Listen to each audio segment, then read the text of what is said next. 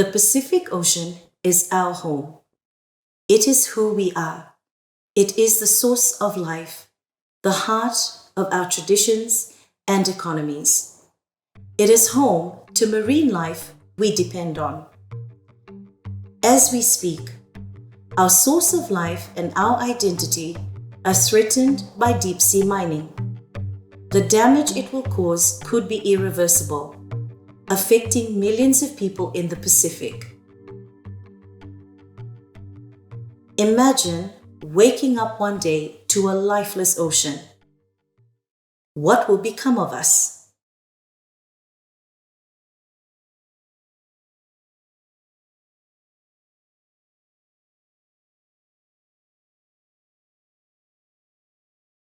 Some of our own governments have joined with companies in a rush to mine the ocean floor.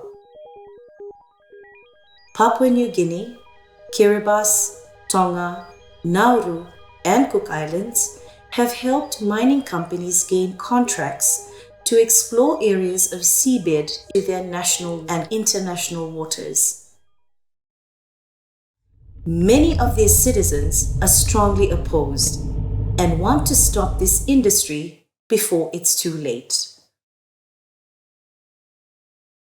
Deep sea mining in international waters is regulated by the International Seabed Authority, or ISA, a body set up under the United Nations Convention on the Law of the Sea.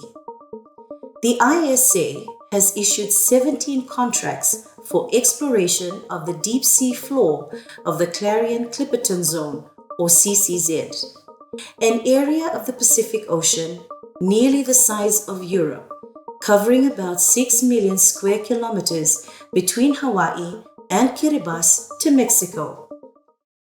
1/3 of the CCZ has been set aside for mining small rocks called polymetallic nodules. These sit on the sea floor 3 to 6 kilometers deep and contain metals such as cobalt, nickel, and manganese. The largest mining operation in world history is about to start in the backyard of Pacific Island states. The ISA has conflicting responsibilities to develop and regulate seabed mining and to protect the ocean from its impacts. But how can these roles be fulfilled by the one organization? For the deep sea life of the CCZ, nodules are breeding and feeding grounds and provide the only hard surfaces animals can attach to. Most of the species that live on and around nodules are found nowhere else on Earth. In its rush to develop mining, the ISA has given away nearly all of the nodule-rich area to exploration contracts. Many unique species and entire ecosystems may become extinct even before we know them.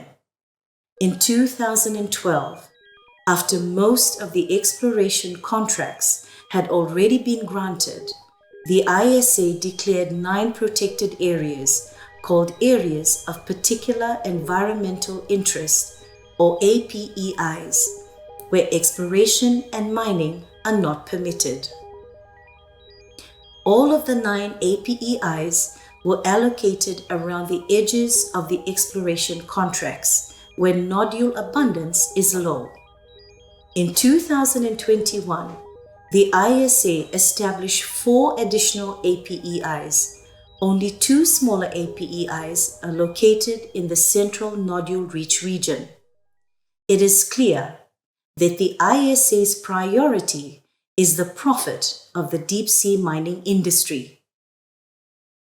What about the many of us who rely on a healthy ocean? Concern about the impacts of deep-sea mining has led to widespread calls to halt its development.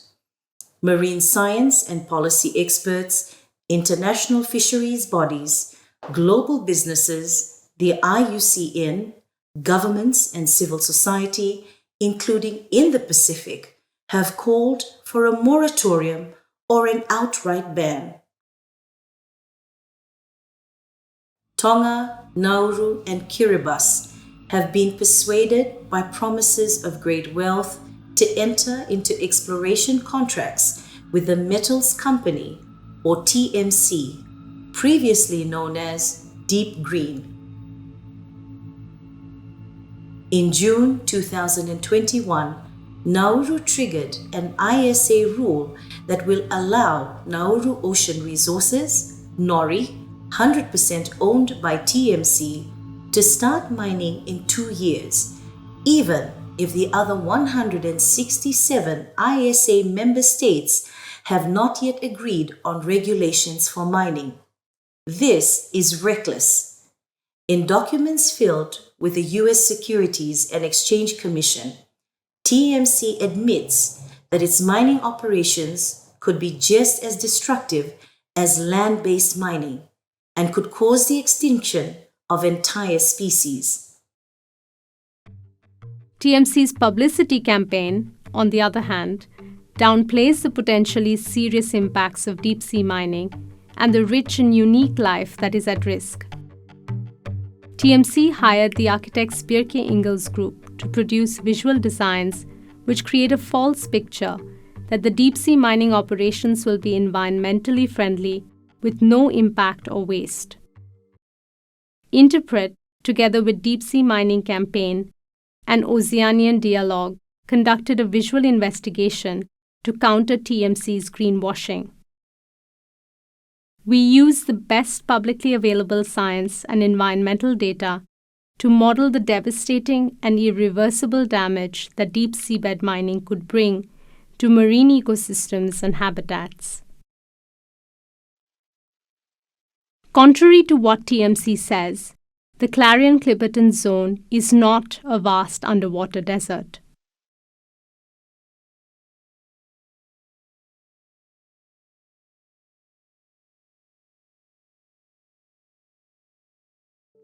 To explore its rich biodiversity, we use a photographic survey of 88,000 images of seafloor habitat.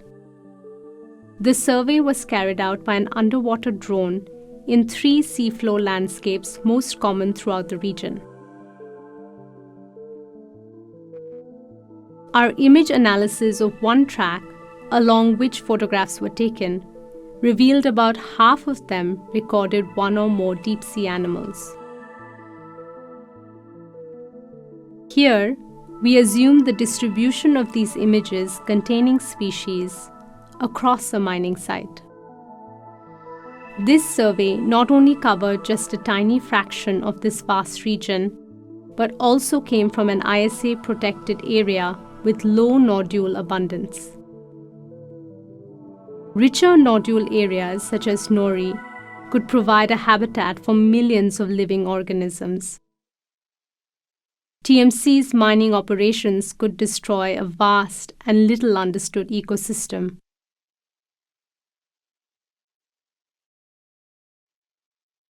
Nori D is one of Nauru's 4 contract areas.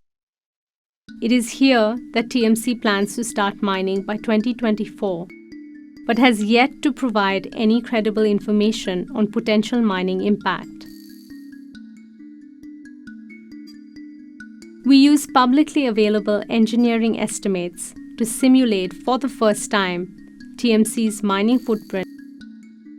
We incorporate full-scale commercial nodule collectors, which will be much larger than industry prototypes, into our simulation.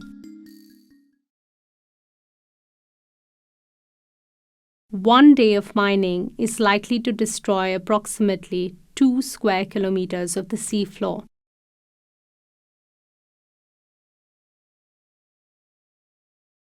Over 1 month, approximately 40 square kilometers. And in 1 year, an area between 400 and 600 square kilometers will disappear. At a minimum, a single mining operation over a 30-year contract could impact an area of seabed similar to the land area of Hawaii.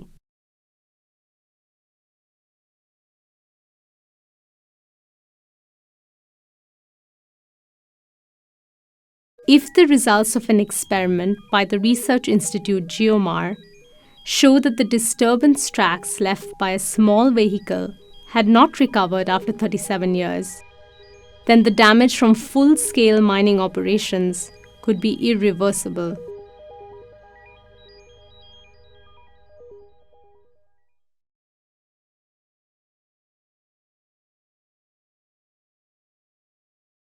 Nodule collectors plowing through the soft sediment of the seabed will produce plumes that will spread far beyond the immediate mining site.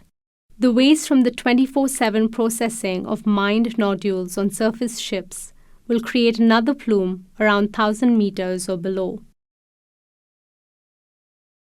To better understand how these two plumes might spread, we use OpenDrift, a state-of-the-art platform for predicting how ocean currents transport particles and objects, such as oil drifts and microplastics. We track virtual sediment particles using ocean currents derived from a global ocean model. Together with a wide search of the scientific literature, this provides a well-grounded visual demonstration of the spread of plumes. Here, we model the seabed plume in the Nori D contract area using OpenDrift. In just over 30 days, virtual sediment particles released 8 meters from the seafloor travel over 200 kilometers.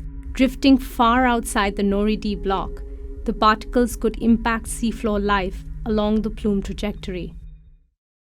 Thousands of species, many still unknown to science, that evolve in a stable, unchanging environment over millennia could go extinct.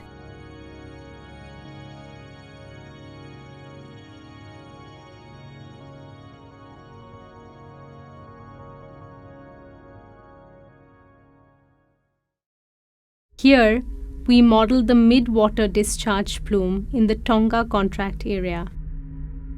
Virtual sediment particles were released just below 1,000 meters and allowed to sink and spread horizontally with different ocean currents. Along the way, the plume may harm free-swimming species, including whales, turtles, dolphins, sharks, and tuna, for example by clogging their gills.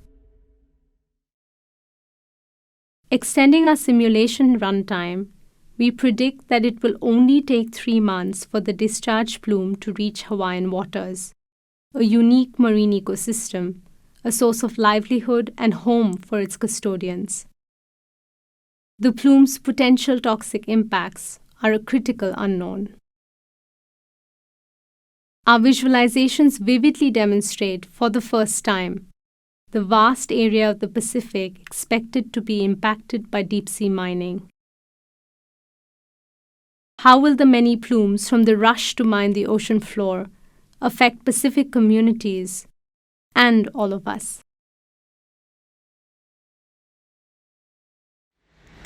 Our oceans are already under so much stress, from climate change to overfishing and pollution. At this point, we really cannot consider any new activities that would add further stress to our ocean. Science is just starting to catch up with what oceanic people have always known. Our ocean is fluid with no boundaries. Everything is interconnected from our coral reefs to the deep sea. And these coastal communities who rely on our ocean as a source of life. Imagine waking up one day to a lifeless ocean. What would become of us? If companies get their way, deep-sea mining is not a matter of if, but when. As oceanic people, we have a responsibility to our children and our children's children to preserve our kinship with the living ocean, which is so much a part of who we are. If we protect our ocean, we protect our home, our way of life, our identity, and our future. Civil society in the Pacific and around the world are working to stop deep-sea mining. We encourage you to find out more.